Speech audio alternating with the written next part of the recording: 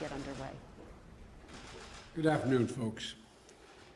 Vice President Harris and I just received a briefing from our economic team, and we remain in a once-in-a-century public health crisis that's led to the most unequal job and economic crisis in modern history.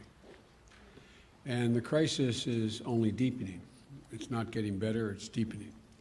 Yesterday, we learned that 900,000 more Americans file for unemployment. 900,000. They join millions of Americans who, through no fault of their own, have lost the dignity and respect that comes with a job and a paycheck. So many of them never thought they'd ever be out of work in the first place. And just like my dad did when he used to lie awake at night when I was a kid, staring at the ceiling, unable to sleep because he worried about whether or not he was about to lose his health care, or whether we were going to have the money to pay the mortgage because of the economic circumstance he was in. And now a lot of these folks are facing eviction, are waiting hours in their cars, literally hours in their cars, waiting to be able to feed their children as they drive up to a food bank. It's the United States of America, and they're waiting to feed their kids. Folks who are able to still keep their job, many have seen their paychecks reduced, and they're barely hanging on and wondering what's next. Sometimes the anxiety about what's going to happen next is more consequential than what actually happened. But this is happening today in America, and this cannot be who we are as a country. We must provide essential goods and services that communities so desperately depend on. Look, our recovery plan also calls for an increase in the minimum wage at least $15 an hour. No one in America should work 40 hours a week making below the poverty line. $15 gets people above the poverty line. We have so many millions of people working 40 hours a week, working, and some with 2 jobs, and they're still below the poverty line. That's what Joe Biden said after he got elected. $15 has to be $15. $15. Anything below that is below the poverty line. We are not this people, meaning we will ensure that the people, that American citizens, make at least $15 an hour, because anything else is a poverty wage. Joe Biden didn't just make that promise during the election. He also made that promise looking in the American public in the eye. In one campaign stop after the next, we're going to raise it to $15 an hour. You don't believe me? Here's Joe Biden in an election in the election itself against Trump at one of the debates. Listen to what he says.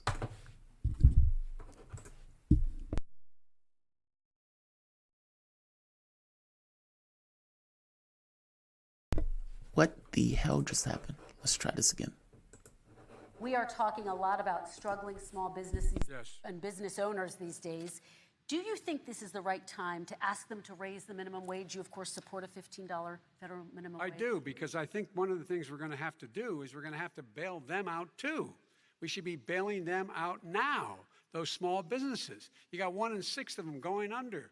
They're not going to be able to make it back. They passed a package that allows us to be able to call PPP. Money is supposed to go to help them do everything from organize how they can deal with their businesses being open safely. Schools, how they can make classrooms smaller, how they can hire more teachers, how they can put ventilation systems in. They need the help. The businesses as well as the schools need the help. But these guys will not help them. Is not giving them any of the money. Minimum wage to $15 an hour. Is that still the case? And I would consider it to an extent, but In a what I second really administration? like, in a second administration, but not to a level that's going to put all these businesses out of business. It should be a state option. Look, I've lived in different places. I know different places. They're all different. Some places, $15 is not so bad. In other places, other states, $15 would be Okay, President ruinous. Trump, thank you. Quick response, Vice President Biden. 2 jobs, 1 job, be below poverty. People are making $6, $7, $8 an hour. These first responders, we all clap for as they come down the street because they've allowed us to make it. What's happening? They deserve a minimum wage of $15. Anything below that puts you below the poverty level. And there is no evidence that when you raise the minimum wage, businesses go out of business. That is simply not true. Very strong, very straightforward, in a debate with Donald Trump, putting Trump down. $15 an hour, that is what is necessary. We shouldn't have anybody in this country going hungry in America. Once Joe Biden got elected, he's talking about the food banks and the people who are standing in those lines for hours on end. The New York Times, I think even Washington Post has done reports.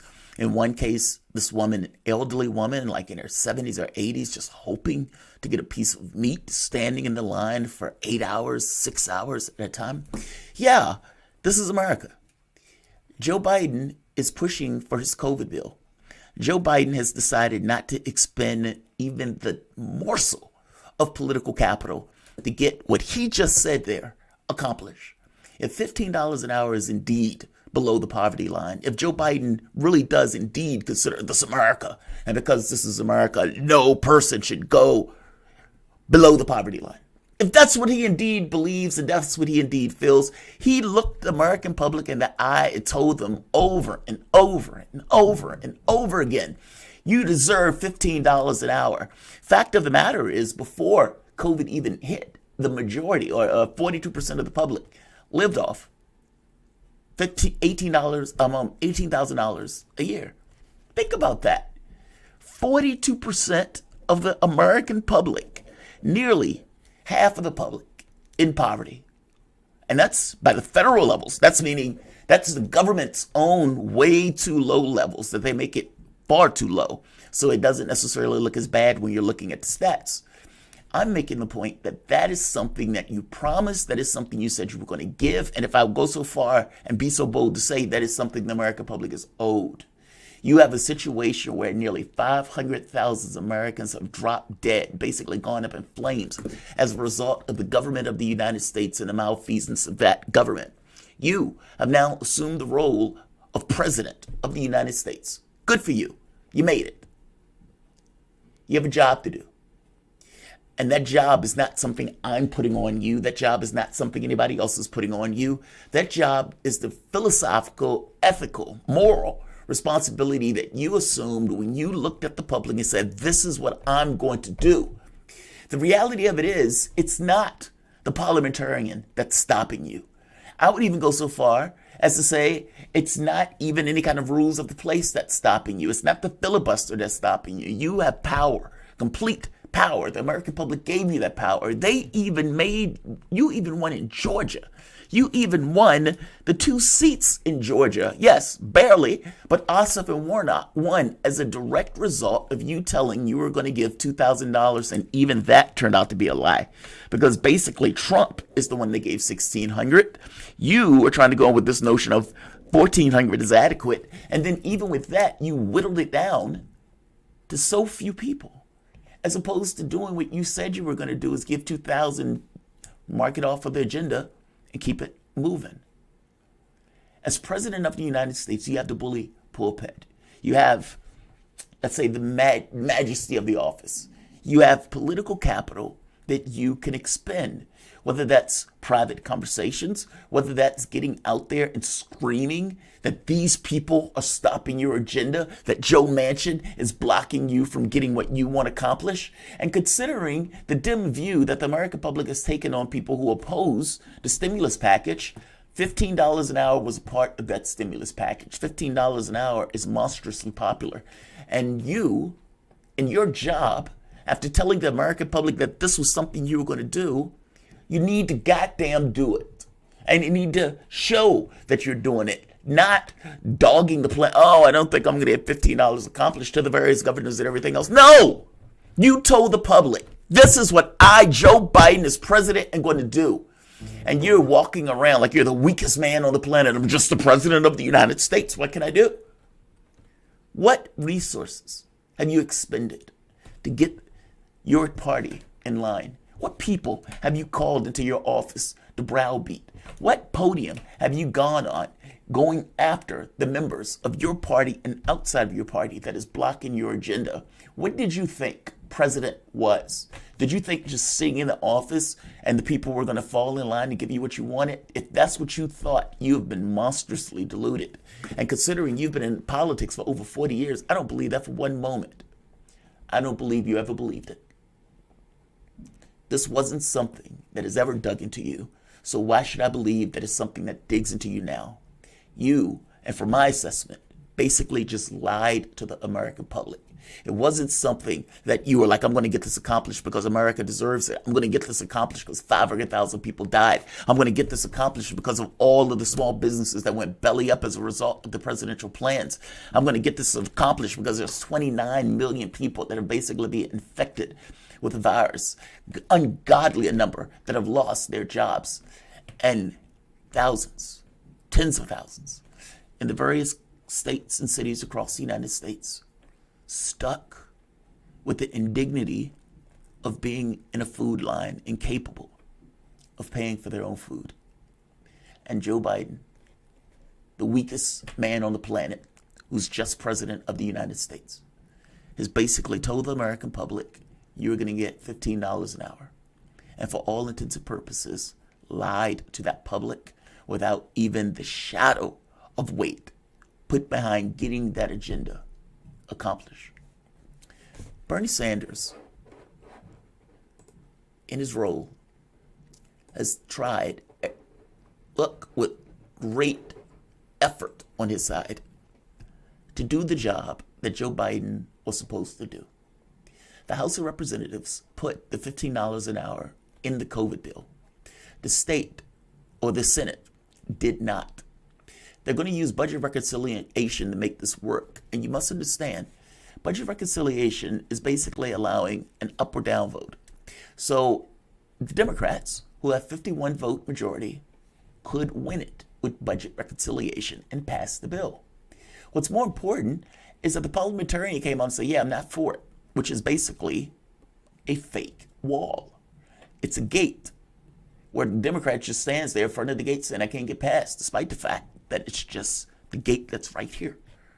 To the left, to the right, is entirely empty.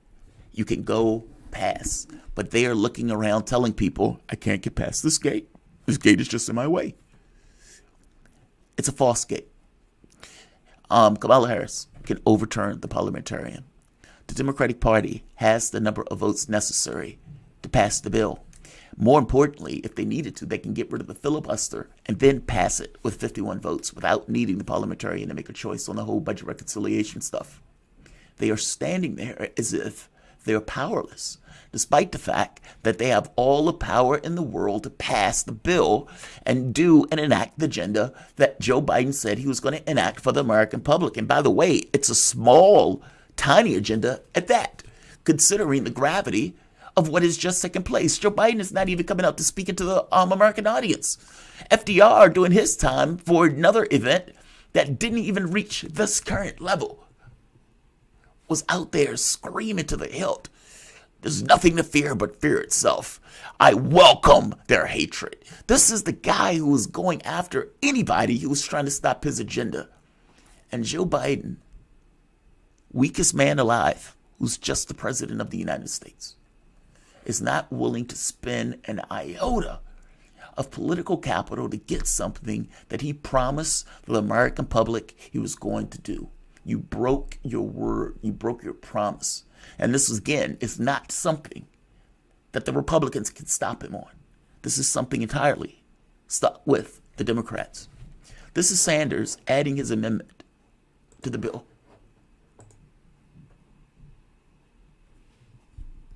Sanders, for himself and others, proposes an amendment numbered 972 to amendment numbered 891.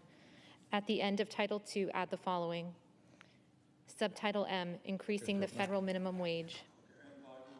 Let the entire amendment be read. I ask unanimous consent that the reading of the amendment be waived. Is there objection? Without objection. Madam President, I rise today to offer an amendment to increase the federal minimum wage from a starvation wage of $7.25 an hour to $15 an hour over a 5-year period. As I think you know, the Congress has not raised the minimum wage since 2007. And the result of that is that half of our people are now living paycheck to paycheck, and many, in fact, are working for wages that are much too low in order to take care of their families. Again, to put this in perspective, before COVID, 42% of the population was living off of $18,000 a year. That's a starvation wage, to put it mildly. Who the hell can live off of that? And oftentimes what you have is people just struggling to get by. Here is Joe Biden again. It's not enough to just thank our essential workers. We need to pay them. As president, I'll raise the minimum wage to $15 an hour, end the tip minimum wage, end the sub minimum wage for people with disabilities, ensure that everyone has strong benefits. I'm Joe Biden. Vote for me for president. Well, they voted for you. It doesn't seem like they're getting you 15. In fact, that amendment that Sanders put up was just voted down. Republicans don't have the power to vote it down. Only Democrats have the power to vote it down.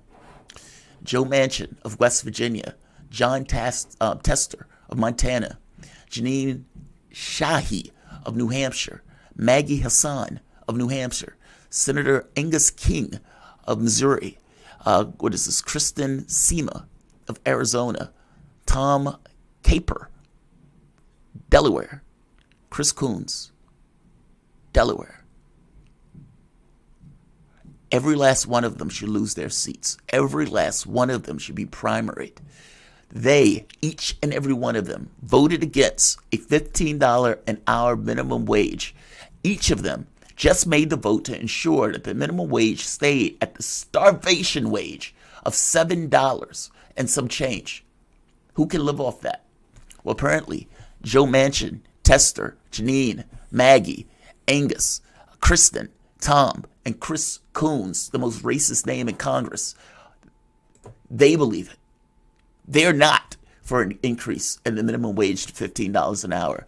They are the ones that are stopping and blocking and standing in the way of the $15 an hour minimum wage. They are literally standing in the way of human beings being able to have enough to eat, to feed themselves, to feed their kids so they won't have to be in these food lines.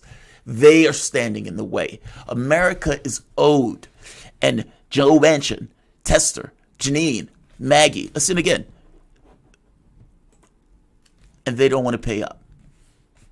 The government of this country was infinitely responsible, infinitely culpable for the number of deaths, 500,000, over 500,000. The number of people who were sick, over 28 million. The number of businesses that went out of business, 40% of retail. The number of people that were put and thrown into destitution, we're talking about millions. The number of people who lost their health care because the health care was associated with the job. And when they lost the job, they lost the health care. We're talking about upwards of 40 million people. We're talking about a level of destitution and poverty that was caused by the United States government that we have never seen in this country. And yet, for whatever particular reason, the Democratic Party does not believe wholeheartedly that those people, that there should be reparations for that harm. These people need to be primaried. These people need to be driven out on a rail. This vote needs to be remembered. The fact that they weren't willing to stand up for America, the fact that they were perfectly willing to let America live in squalor for corporate interests. Because who else would they be fighting for? This is not fighting for Americans. This is not going and doing what is in the best interest for the American public. We're talking about raising millions out of poverty, millions who are taking care of their kids on some starvation wage that they shouldn't have been taking care of their kids on a starvation wage at all. If a business is opening its doors, a business should be able to pay the employees there a wage where they can live. And at the end of the day, these Democrats voted against that. Joe Biden has been dogging this particular plan, telling people, I don't think I'm going to make it. I don't think I'm going to make it. That doesn't sound like a president that came into this saying, all hell can break loose. I am going to get you $15 an hour. I'm your president, and I am backing up and fighting for America. That's not what I've seen. What I have seen is that the Democratic Party didn't put it in the bill in the Senate. Joe Biden didn't have much to say about it. They put this bill up. Sanders put his $15 an hour amendment on it. I didn't hear much from Joe Biden on that one. I heard him downing the plan, talking about, I don't think it's going to pass. I don't think it's going to pass. And now they've just voted down Sanders' amendment to raise it to $15 an hour, something that Joe Biden has screamed to the hilt that he wanted to do for the last several months. Yeah, I call that a betrayal. I call that a lie to the American public. I call that a promise broken, because that's exactly what it is, a promise broken. The Democratic Party had all the power in the world to do this, and they failed. That's the thing that needs to be understood. It wasn't the Republican Party. The Republican Party had nothing to do with this. This was only and entirely Democrats that threw this bill, the $15 an hour wage, that killed it. If Joe Biden really was for it, you think he'd fight for it. And the thing that didn't happen in this was a fight for 15. Like, share,